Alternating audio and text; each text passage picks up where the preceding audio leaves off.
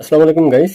গত 2-3 দিন ধরে সোশ্যাল মিডিয়ায় অনলাইনে দেখতেছি যারা অবৈধ আছে তারা পাসপোর্ট রিনিউ করতে পারবে না, যাদের বৈধ ভিসা আছে তারা পাসপোর্ট রিনিউ করতে পারবে।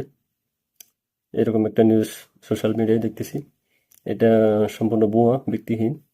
বাংলাদেশ হাই কমিশন এরকম কোনো সিদ্ধান্ত নেয়নি। তো আমার কথা হচ্ছে, যারা বৈধ আছে তারাও রেমিটেন্স পাঠায়, আর যারা অবৈধ আছে তারাও রেমিটেন্স পাঠায়। আর যারা বৈধ তারাও বাংলাদেশি, আর যারা অবৈধ তারাও বাংলাদেশি। এখন যার ভিসা নাই, তো ভিসা না থাকার কারণে সে পাসপোর্ট রিনিউ করতে পারবে না, এরকম তো কোনো সিদ্ধান্ত হয় না। এটা যৌক্তিক না, সম্পূর্ণ অযৌক্তিক। কারণ যার পাসপোর্টটা তার সম্পদ, তার পাসপোর্টটা সে সচল রাখবে, সেটাই স্বাভাবিক। এখন তার বৈধ ভিসা না থাকার কারণে তার পাসপোর্ট রিনিউ করতে পারবে না, তার পাসপোর্ট সে মেরে ফেলবে, এরকম কোনো কথা আছে? এটা সম্পূর্ণ অযৌক্তিক, কোনো যৌক্তিক সিদ্ধান্ত না। তবে এরকম সিদ্ধান্ত বাংলাদেশ হাই কমিশনে কোনো নেয়নি। এটা সম্পূর্ণ ভুয়া।